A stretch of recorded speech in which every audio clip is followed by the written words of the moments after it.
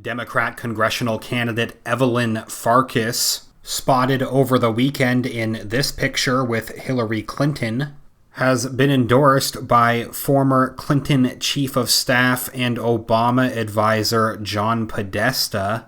Again, interesting timing, as just earlier this month, Donald Trump Jr. criticized Farkas after recently declassified testimony showing the former Obama defense official admitting that she lied on MSNBC about having evidence of collusion.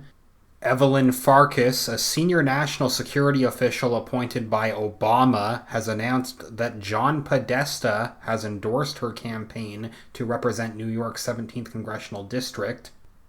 Responding to the endorsement, Evelyn Farkas said, quote, "John has served our last two Democrat presidents and our 2016 presidential nominee, our neighbor, Secretary Clinton, as a trusted advisor with thoughtful, smart advice and admirable dedication. At this critical moment in our nation's history, we need a representative who has experience both taking on Trump and getting things done in Congress to follow Nita Lowey's footsteps. It is a tremendous honor to know that John considers me a worthy successor."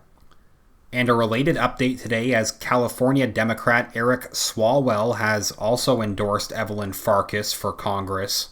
Recent article from The Federalist explains how former Obama administration defense official Evelyn Farkas testified under oath that she lied during an MSNBC interview when she claimed to have evidence of alleged collusion. A newly declassified congressional transcript of her testimony shows Farkas testified before the House Permanent Select Committee on Intelligence on June 26, 2017, as part of the committee's investigation into Russian interference in the 2016 presidential election between Donald Trump and Hillary Clinton. Lawmakers keyed in on an appearance Farkas made on MSNBC on March 2nd, 2017, in which she urged intelligence community bureaucrats to disseminate within the government and potentially even leak to media any incriminating information they had about Trump or his aides. During that 2017 MSNBC appearance, Farkas said, quote, "I had a fear that somehow that information would disappear with the senior Obama administration people who left, that it would be hidden away in the bureaucracy." Article notes that Farkas, who served in the Obama administration as the Deputy Assistant Secretary of Defense for Russia, Ukraine, and Eurasia from 2012 through 2015, also claimed that administration officials appointed by Trump might even destroy evidence of alleged collusion if they, quote, "found out how we knew what we knew about the Trump staff's dealing with Russians. They might, quote, try to compromise those sources and methods," Farkas alleged in the MSNBC interview, "and we would no longer have access to that intelligence. Not enough was coming out into the open, and I knew there was more," Farkas claimed. But Farkas sang a different tone under oath when questioned by lawmakers about what she actually knew about collusion. "Why don't we go back to that sentence that I just asked you about? It says the Trump folks, if they found out how we knew what we knew about their staff dealing with Russians," Trey Gowdy said at the time, "well, how would you know what the U.S. government knew at that point? You didn't work for it, did you?" "I didn't," said Farkas, a former mid-level Russia analyst who left the federal government in 2015. "Then how did you know?" Gowdy responded. Farkas said, "I didn't know anything." Gowdy responded by asking, "Did you have information connecting the Trump campaign to the hack of the DNC?" "No," Farkas admitted. Gowdy responded, "So when you say we knew, the reality is you knew nothing." "Correct," Farkas responded. Gowdy continued, "So when you say knew, what you really meant was felt." "Correct," Farkas answered. "You didn't know anything," Gowdy continued. "That's correct," Farkas responded. Meanwhile, another recent report highlights the fact that other members of the Podesta family are still quietly backing other Democrat candidates. with their own suspicious ties to the Democrats' Russian collusion hoax. Financial disclosures recently filed by the re-election campaign of U.S. Senator Doug Jones, Democrat from Alabama, is the latest report reinforcing that Jones is receiving an overwhelming majority of his funding from outside of Alabama. Notable contributors to the campaign include Hollywood director and producer Steven Spielberg and Heather Podesta. Heather Podesta is a DC lobbyist and the ex-wife of Tony Podesta, who co-founded the Podesta Group in 1988 with his brother, John, who is best known for serving as President Bill Clinton's chief of staff and President Barack Obama's senior counselor. Article notes that the Podesta Group folded in recent years after the organization and Tony Podesta came under federal investigation regarding potential non-compliance with the Foreign Agents Registration Act for their past work for a Ukrainian group tied to the former Ukrainian president, Viktor Yanukovych. They go on to include some of the other out-of-state groups who have contributed to the campaign of Doug Jones, including the leadership pack of U.S. Senator Cory Booker of New Jersey. They also note that this was the quarter in which Jones fundraised off of the impeachment trial of President Trump. The president was eventually acquitted on both articles after Jones voted to convict on both.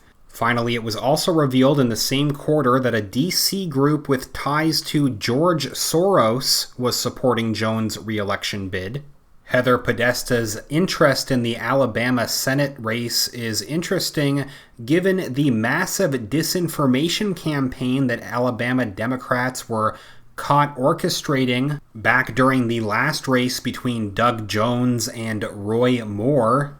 Mainstream media has done everything they can since the midterms to ignore this. Even after this Democrat-linked firm, New Knowledge, was caught running this scheme, mainstream outlets like NBC News continued relying on the discredited firm in order to attack other candidates who have opposed Clinton and Biden.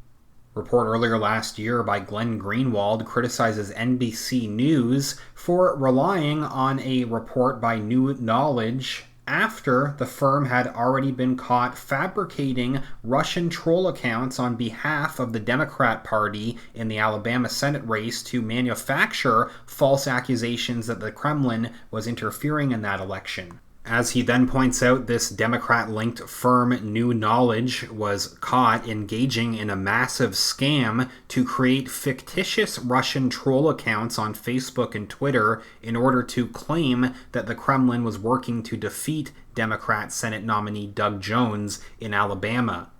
The Democrats were using this firm essentially to frame Republicans and fake evidence of Russian interference. The New York Times, when exposing the scam, quoted a New Knowledge report that boasted of its fabrications, saying, quote, "We orchestrated an elaborate false flag operation that planted the idea that the Roy Moore campaign was amplified on social media by a Russian botnet." They explained that the fraud was overseen by New Knowledge's CEO, Jonathan Morgan. At the same time, Morgan was fabricating Russian troll accounts and using them to create a fraudulent appearance that Putin was trying to defeat the Democrat Senate candidate. He was exploiting his social media expertise to claim that Russians were interfering in the Alabama Senate election. In other words, Morgan used his own fake Russian accounts to lie to the public and deceive the national media into believing that Kremlin-linked accounts were trying to defeat the Democrat Senate candidate, when in fact, the accounts he was citing were ones he himself had fabricated and controlled. Maybe even worse, Morgan's firm was behind one of the Senate reports on Russian social media election interference, as well as the creation of Hamilton 68, the pseudo-data-driven dashboard constantly used by U.S. media outlets to claim that its enemies are supported by the Kremlin. Finally, they point out that during the Alabama race, Morgan, in a tweet he deleted once his fraud was exposed, cited the hashtag Hamilton68 data that he himself manipulated with his fake Russian accounts to claim that Russia was interfering in the Alabama Senate race. So interesting that both of these Democrats played a big role in the deep state's fake Russian collusion narrative. John Podesta now openly endorsing Evelyn Farkas in New York, while people like Heather Podesta and Steven Spielberg meddle in places like Alabama. Please leave a comment and tell me what you think about this latest update. If you could give this video a thumbs up, click the like button, that's greatly appreciated, and make sure that you're subscribed to the channel. Another reminder, you can also find me over on Twitter for more updates. @RealityReader is my name over on Twitter. And a big thank you, again, everybody who has supported the channel over at Patreon or PayPal. Even a few dollars makes a huge difference, helps me keep talking about these issues. Patreon.com/realityreader or paypal.me/realityreader. I will follow up soon. Thanks again.